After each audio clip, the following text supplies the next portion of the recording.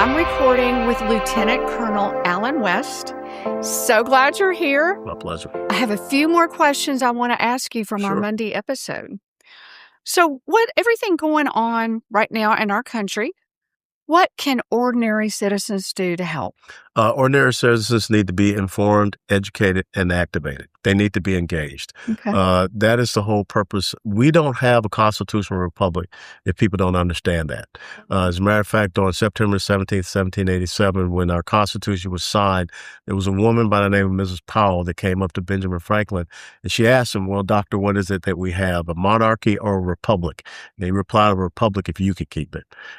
Too many of us have abdicated our role, our duty, our responsibility as citizens in this constitutional republic. We need to reclaim that duty and responsibility. Mm-hmm.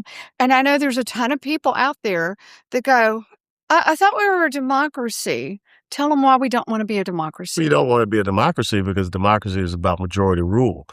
Democracy is about, two or three wolves getting together and telling the chicken what's for dinner. Yeah. And I think that's what you really see people trying to do.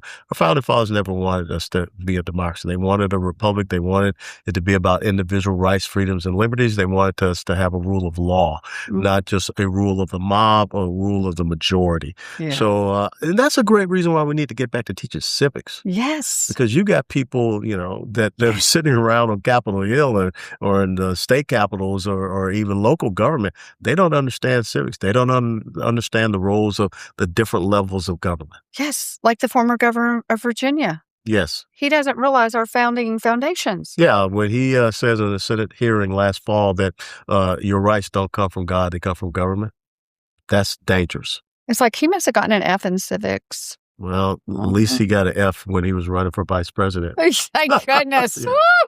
That would have been scary. Yeah. Okay. What has America forgotten? And we might have kind of just said it. Well, I think America has forgotten who she is. Yes.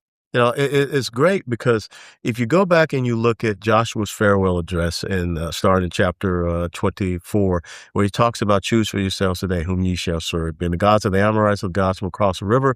But as for me and my house, we will serve the Lord. And he challenged the people of Israel to continue to serve the Lord, to continue to remember what he had done for them, bringing them out of bondage and bringing them into the promised land and conquering all of those enemies and adversaries. And the people shouted, yes, we'll never forget. We will always remember. We will always serve the Lord. Then you flip over to the next the next book in Judges, and Joshua and the generation of Joshua passed away. Guess what? They fell down and worshiped the Baals, and one of the gods of the Baals was the god of Moloch, child sacrifice. So we have to, generation after generation after generation, continue to tell that story, and I think that's why you see some of our young kids that are forgetting, and they don't understand the foundations. And when I hear young people say socialism is good, I mean, I went to East Berlin as a young lieutenant. I saw the other side. I don't want that here. No. But that brings me to a good little quote. Okay. Remember, I'm not smart, so I write stuff down. That's what the Army taught me. My 3x5 cards I here. love it. And let me see. Here's a good one that applies to that. The uncontested absurdities of today are the accepted slogans of tomorrow. They come to be accepted by degrees, by dint of constant pressure on one side and constant retreat on the other, until one day when they are suddenly declared to be the country's official ideology. That was written by Ayn Rand in the 1950s. Wow. And so that's what is happening. Slowly but surely, we are not telling the stories of who we are, but yet others are pushing these absurdities. Who would have ever thought in 50 years, I mean, we've gone from the bicentennial to 250. In 50 years, we would not be able to define what a man or woman is. Right? Hello? That I'm a nurse practitioner. I'll tell you right out. I did labor and delivery. I'll tell you the difference. But you had a Supreme Court justice. Now you know where I'm going. Yes. So that's why I say that's our problem. Yeah. And so it's just so important to teach our children and not expect them to absorb it in a school that's not teaching or not teaching the right things. It's indoctrinating. And they're indoctrinating. Yeah. They're allowing children to change their sex.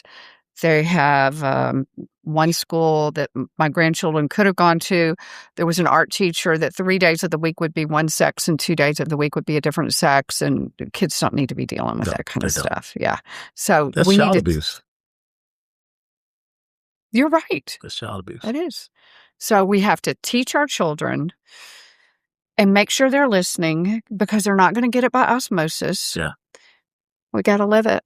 Yeah.